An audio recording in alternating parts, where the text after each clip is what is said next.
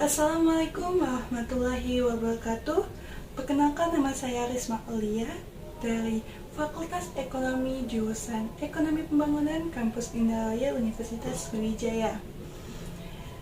Di sini Risma dengan NIM 0102 1182 12 6004. Nah, di video ini Risma ingin mengajukan tugas yang telah diberikan oleh Ibu Magdalena mengenai menjelaskan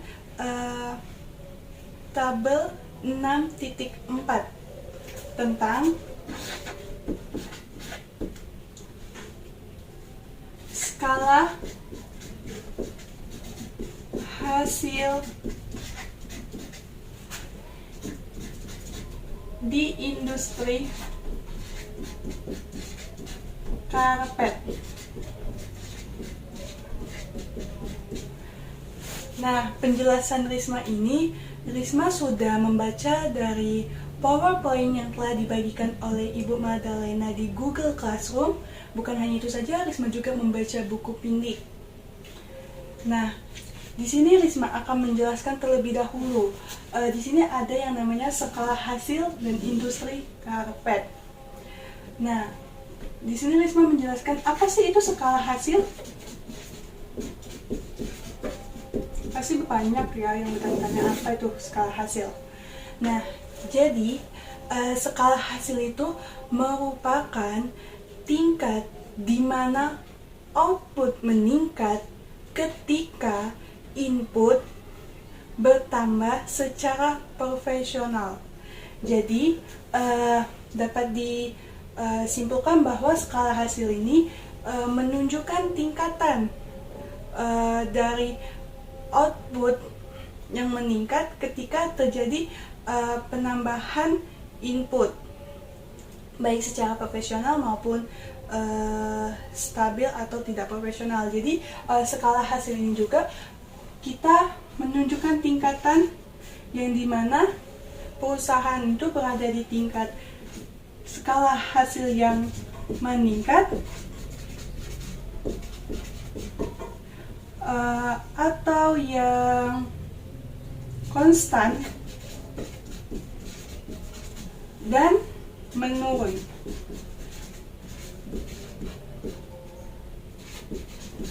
Jadi skala hasil ini menunjukkan dalam perusahaan terjadi skala hasil yang meningkat, skala hasil yang konstan, atau skala hasil yang menurun. Nah, di sini Risma sudah menjelaskan ya, apa sih itu skala hasil. Nah, lanjut yang kedua, yaitu industri karpet. Seperti yang kita ketahui, di tabel tersebut berhubungan industri karpet yang ada di Amerika Serikat.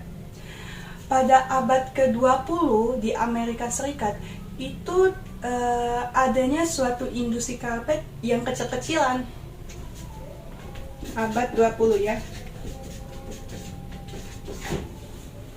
Perusahaan industri karpet yang ada di Amerika itu masih kecil.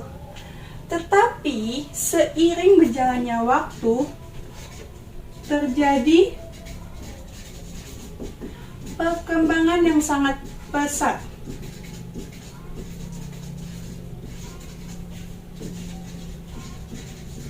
Terjadi perkembangan yang sangat pesat di suatu perusahaan industri karpet yang ada di Amerika Serikat, terletak di kota Dalton bagian utara.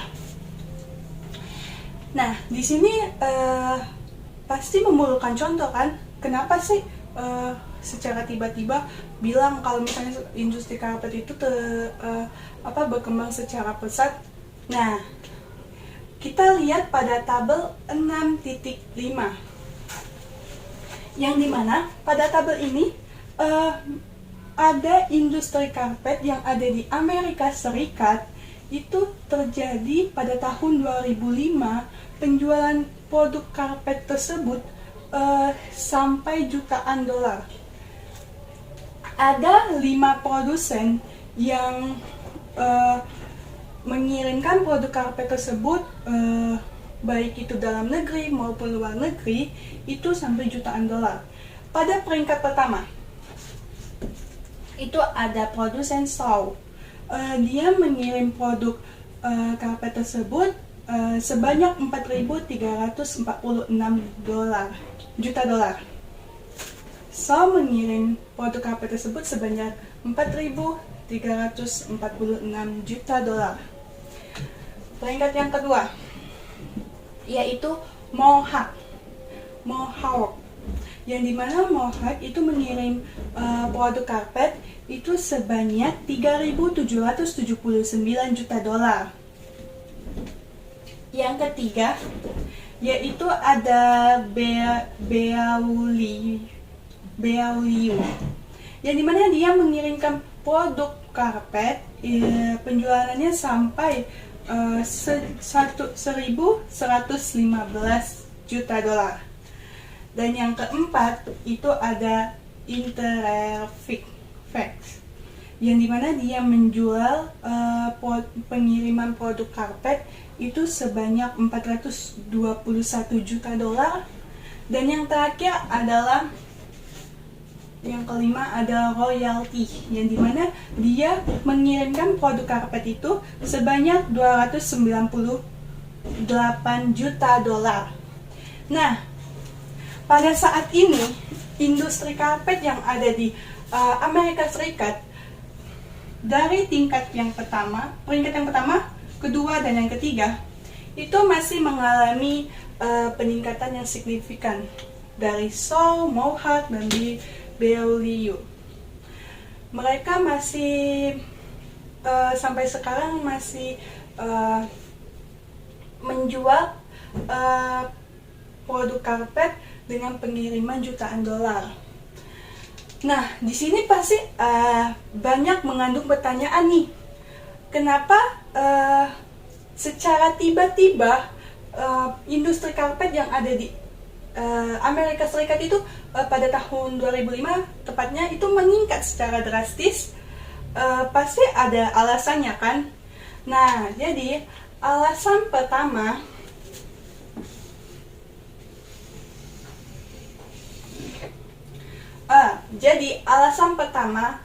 mengapa industri karpet yang ada di Amerika Serikat itu meningkat. Yang pertama, kita lihat dari konsumennya. Konsumen tepatnya pada tahun 2005 sampai sekarang itu banyak sekali meminta suatu permintaan produk karpet yang berbahan dasar wool, terus nilon, yang dimana produk tersebut itu banyak sekali yang digunakan untuk di rumah, di perkantoran, maupun di tempat-tempat yang layak untuk diberi karpet ya. Terus yang kedua, dengan adanya permintaan konsumen yang tinggi akan produk karpet tersebut, otomatis perusahaan industri karpet itu pasti meningkatkan kegiatan operasionalnya. Meningkatkan kegiatan operasional itu pasti dilakukan oleh perusahaan. Nah, perusahaan itu menemukan suatu alat turbin yang sangat besar, yang dimana alat ini itu meningkatkan kegiatan untuk menciptakan produk karpet tersebut lebih efektif, efisien, biar lebih cepat gitu. Dengan adanya permintaan operasi yang meningkat, secara tidak langsung adanya penambahan tenaga kerja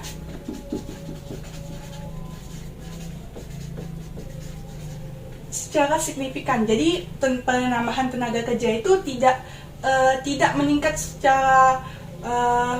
secara terkejut kayak itu, meningkat secara drastis tidak, tetapi signifikan.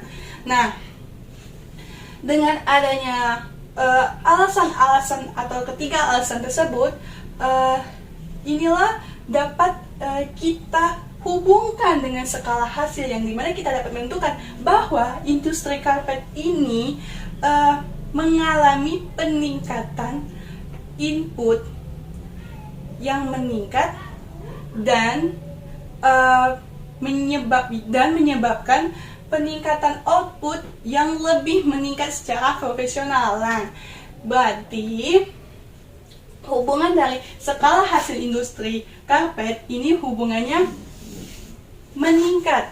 Karena kenapa?